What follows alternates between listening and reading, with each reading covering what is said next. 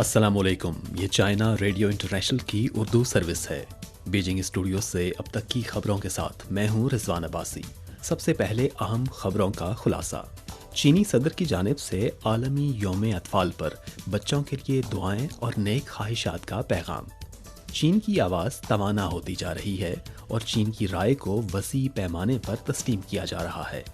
چین دنیا کے لیے خطرہ نہیں ہے بلکہ ایک موقع ہے، چینی وزارت خارجہ۔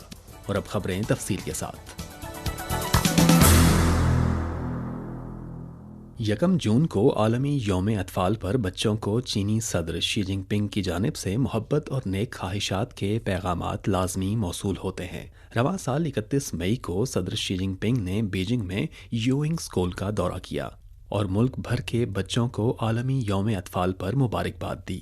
انہوں نے کہا کہ نئے دور میں چینی بچوں کو ایسے بہترین بچے ہونا چاہیے جو اپنے خوابوں کو پورا کرنے کی صلاحیت رکھتے ہوں، محنت سے تعلیم بھی حاصل کرتے ہوں اور روزمرہ امور بھی سر انجام دیتے ہوں، شکر گزاری اور دوستی کی اہمیت جانتے ہوں، نیز جدوجہد اور اختراع کی ہمت اور صلاحیت رکھتے ہوں۔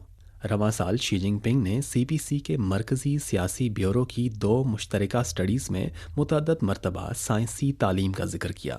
انہوں نے طلباء میں سائنس میں دلچسپی پیدا کرنے اور نامعلوم کو معلوم کرنے کی جستجو بیدار کرنے کی حوصلہ افزائی کرنے کی تاکید کرتے ہوئے اسکول کے بچوں کی حوصلہ افزائی کی کہ وہ بھی سائنسدان بن کر سائنس اور ٹیکنالوجی کی ترقی میں اپنے ملک کے لیے خدمات سر انجام دیں۔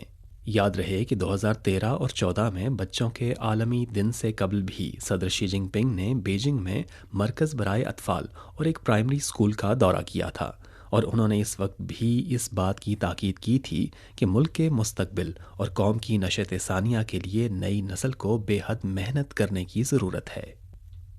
چائنا میڈیا گروپ کے خصوصی پروگرام عالمی اسلوب اور چین کا نقطہ نظر میں دنیا کے بہترین مفکرین نے اپنی رائے دیتے ہوئے کہا کہ پوری دنیا کے ممالک ایک ذمہ دار چین کے روپ کو بخوبی سمجھتے ہیں۔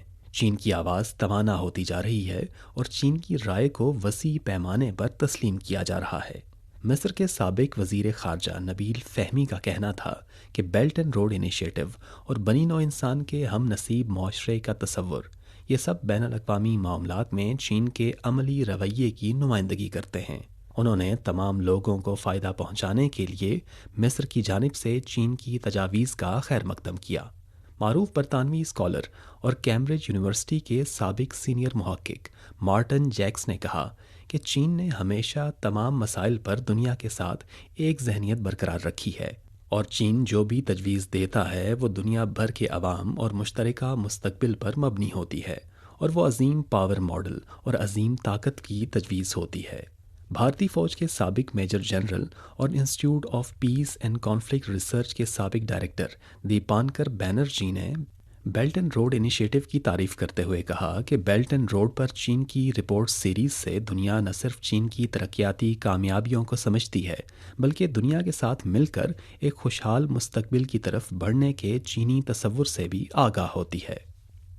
بچوں کے عالمی دن سے قبل چین کی خاتون اول پھنگ لی یوان نے افریقی خواتین اول کی تنظیم کے ساتھ افریقی یتیم بچوں کی صحت پر مبنی سرگرمی کا آغاز کیا۔ چینی خاتون اول نے اس موقع پر کہا کہ چین افریقہ کا دیرینہ اور مخلص ساتھی ہے۔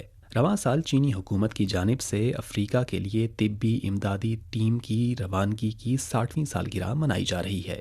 چینی طبی امدادی ٹیم افریقی ممالک کے عوام کو مثبت طور پر مدد فراہم کرتی ہے اور چین افریقہ دوستی کو فروغ دینے میں اہم کردار ادا کرتی ہے۔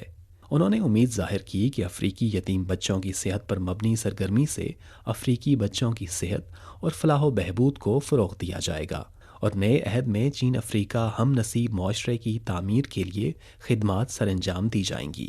افریقہ کے مختلف ممالک میں تعینات چینی سفارت خانے اور متعلقہ ممالک میں طبی امدادی ٹیمیں یتیم خانوں اور متعلقہ اداروں میں جا کر بچوں کو دیکھنے، مفت طبی معائنہ کرنے اور ساز و سامان عطیہ دینے کے لیے سرگرمیاں شروع کر رہے ہیں۔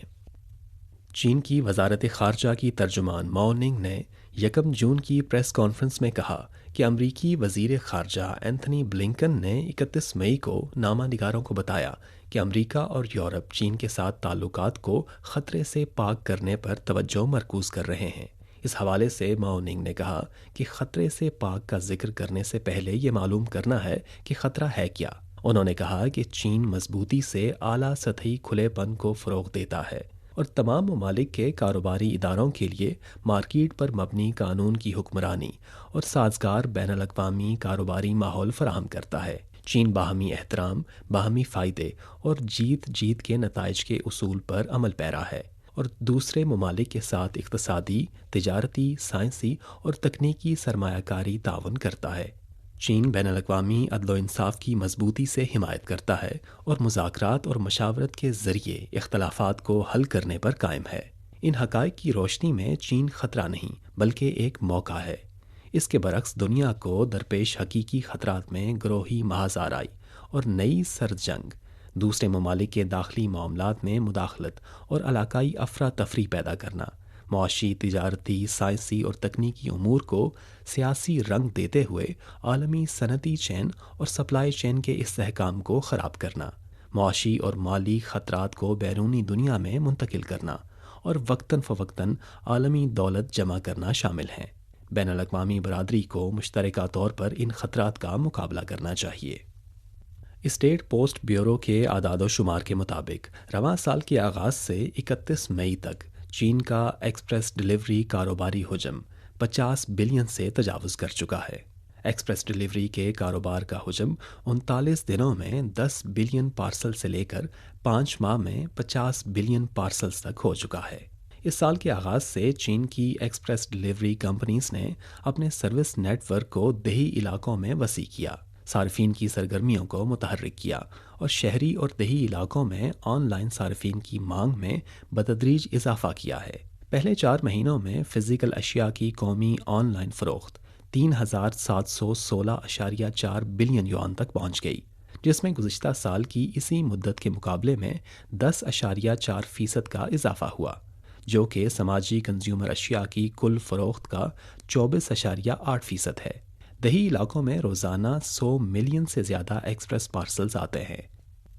امریکی ٹیکنالوجی کمپنی ٹیسلا کے CEO ایلان مسک نے اپنے دورہ چین کے دوران 30 مئی کو چینی وزیر خارجہ چن کانگ سے ملاقات کی، جس میں انہوں نے کہا کہ ٹیسلا ڈی کپلنگ کی مخالفت کرتی ہے۔ انہوں نے مشترک الاعضاء جڑواں بچوں کی تشبیہ استعمال کرتے ہوئے کہا کہ امریکہ اور چین کے مفادات مخلوط ہیں اور کسی بھی طرح ایک دوسرے سے جدا نہیں ہو سکتے۔ ایلان مسک کا بیان دیگر امریکی صنعت کاروں کی نمائندگی کرتا ہے اور امریکی سیاستدانوں کو اس پر غور کرنا چاہیے۔ 3 سال میں ٹیسلا نے چینی مارکیٹ میں نمایاں کامیابیاں حاصل کی ہیں۔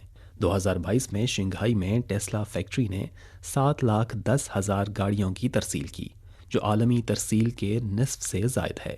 رواں سال ایپل، جے پی مورگنز، جنرل موٹرز اور دیگر بڑے امریکی اداروں کے ایگزیکٹوز نے چین کا دورہ کیا، جو اس بات کا ثبوت ہے کہ چین کی ترقی دنیا کے لیے نئے مواقع فراہم کر رہی ہے۔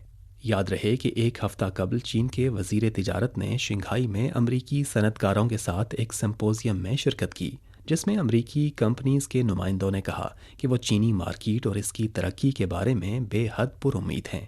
حالیہ 5 برسوں میں چین میں براہ راست غیر ملکی سرمایہ کاری کی شرح منافع 9.1% رہی، جبکہ امریکہ اور یورپ میں یہ صرف 3% کے لگ بھگ رہی۔ چین میں امریکی چیمبر آف کامرس کے سروے سے ظاہر ہوتا ہے کہ چین میں 66% امریکی صنعتی ادارے آنے والے 2 سالوں میں چین میں سرمایہ کاری برقرار رکھیں گے یا اسے توسیع دیں گے۔